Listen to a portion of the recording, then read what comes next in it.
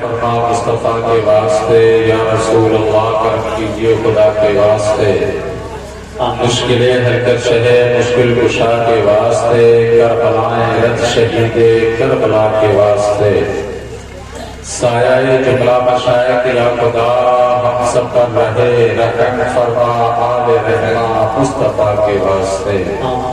آئیے حضرات کچھ عرض و معروض کرنے سے قبل بالغانہ عقیدت و محبت کے ساتھ اپنی اور ساری کائنات کے مرکز عقیدت جناب احمد مجتبیٰ محمد رسول اللہ صلی اللہ علیہ وسلم روح فدا جان کائنات التحیت والثناء کی بارگاہ مقدسہ میں غلامی کا ثبوت پیش کرتے ہوئے بآواز بلند درود پاک پڑھیں اللہم صلی علی سیدنا مولانا محمد والکرم وآلہ اکرام و خیر کریم وآلہ وبارک وسلم صلو علیہ الصلاۃ والسلام علیک یا رسول اللہ یا نبی اللہ یا حبیب اللہ صلی اللہ علیہ وسلم۔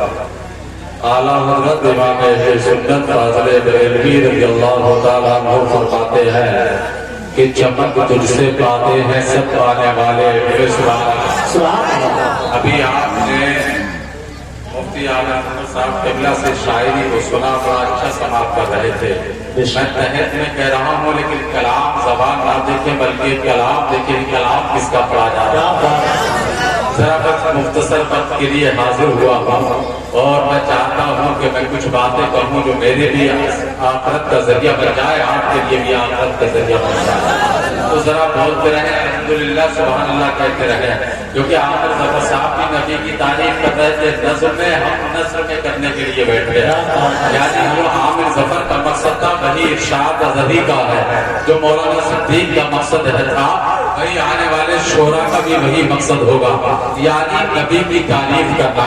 آپ نے جو صاحب میں جب بیس بڑھا دے اور کوئی اونچ پیدا کر دے، میں بڑا اچھا بول رہا ہے، بہرحال میری توجہ رکھے، میں اعلیٰ حضرت کے شعروں سے شروع کر رہا ہوں کہ چمک تجھ سے پاتے ہیں سب پانے والے، میرا دل بھی چمکا کے چمکانے والے۔ ذرا ملاحظہ کریں کہ ہمارے جلسے شروع ہو رہے ہیں تو اعلیٰ حضرت کے کلام سے شروع ہو رہے ہیں۔ میں ذرا توجہ دینا چاہتا ہوں نبی کے اہل سنت حضرت مولانا صدیق صاحب یہاں تشریف فرما ہے اور جو حجاج کرام اس منبر نور پر تشریف فرما ہے، ہمارے بزرگان دین بھی یہاں بیٹھے ہوئے ہیں جن کے چہروں پہ داڑیاں یہ چمک رہی ہے، یہ جو داڑیاں چمک رہی ہے یہ بھی اس مدینے والے آقا کا صدقہ ہے، اسی چمک کا نتیجہ ہے۔ جب وہی تو نور کی جب چمکی ہے مکہ کی سرزمین پر چمکی، لیکن اس کی چمک کا عالم یہ ہے کہ مکہ کوئی روشن نہیں فرمایا ہے بلکہ ساری کائنات کو روشن فرما دیا ہے۔ صرف جو مکہ کی سرزمین پر نکلی ہے اعلیٰ حضرت نے جو نبی کی تعریف کی۔ اب سوال ایک یہاں پر ہوتا ہے کہ ممرر شعرا جب آتے ہیں، لوگ کہتے ہیں جو بھی خطیب آتا ہے جو بھی شاعر آتا ہے وہ جب تقریر شروع کرتا ہے تو اعلیٰ حضرت کا نام ضرور لیا کرتا ہے۔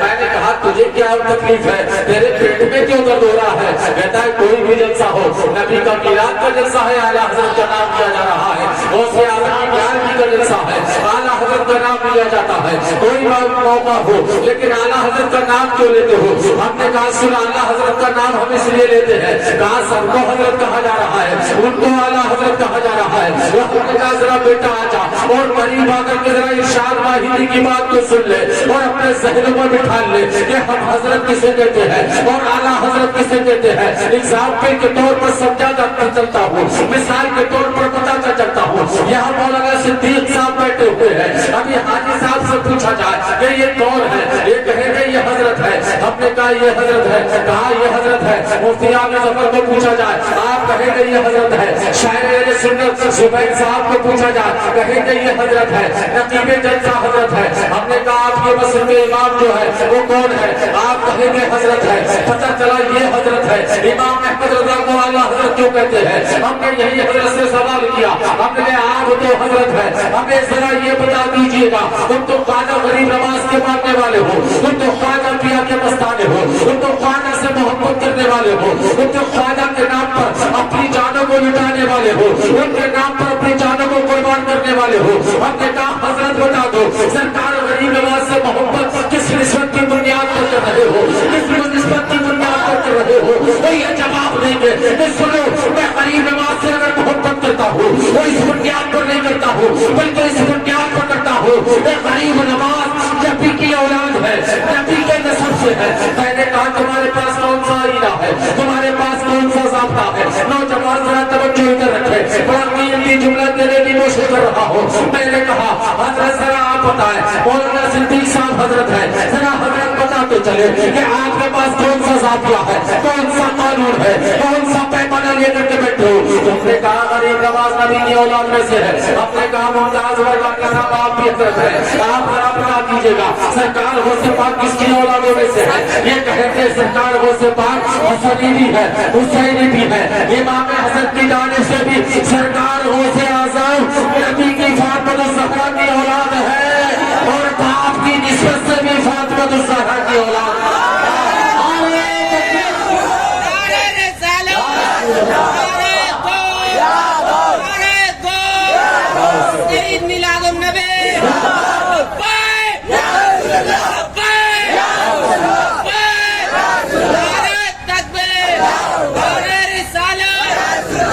ہم نے پوچھا کہ مولانا ممتاز صاحب حضرت یہ بتائیں کون سزا دیا جس سے تم نے کون سا پیمانہ لے کر کے بیٹھے؟ تم نے بتا دیا کہ غوث پاک حسنی بھی ہے, حسینی بھی ہے. بڑا جملہ یاد رکھے, جو بات کہنے جا رہا ہوں وہ صرف نہ ہو, یہ 15 لاکھ والا جملہ نہیں ہے بلکہ ایمان تازہ کرنے والا جملہ ہے. جھوم کر بولے یا رسول اللہ. میں نے کہا کہ حضرت بتاؤ سرکار غریب نواز کس کی اولاد میں سے ہے؟ انہوں نے کہا نبی کی اولاد ہے, آل نبی ہے, آل رسول ہے, فاطمہ الزہرا کی اولاد میں سے ہے. ہم نے کہا کون سا طریقہ ہے؟ تم نے کہاں دیکھا ہے؟ ثبوت پیش کرو, دلیل مانگ رہے ہیں. انہوں نے دلیل دی. ہم نے کہا دلیل تم نے کہاں دیکھی؟ یہ کہیں گے ہم نے کتابوں میں پڑھا ہے, ہم نے شجرہ پڑھا ہے, ہم نے سلسلہ نسب کو دیکھا ہے, ہم نے جب سرکار غوث اعظم کے یا سرکار غریب نواز کے سلسلہ نسب کو دیکھا تو ہمیں پڑھ کر کے پتا چلا کہ غریب نواز نبی کی اولاد ہے, آل رسول ہے. اب صدیق کوٹ ہوتے ہیں. مولانا صدیق صاحب تو آپ کہیں گے یہ حضرت ہے. اب ذرا توجہ میری طرف مرکوز کریں, اور جملہ دینے جا رہا ہوں جو کتابیں دیکھ کر, جو کتابیں پڑھ کر جو بتائے کہ یہ نبی کا شہزادہ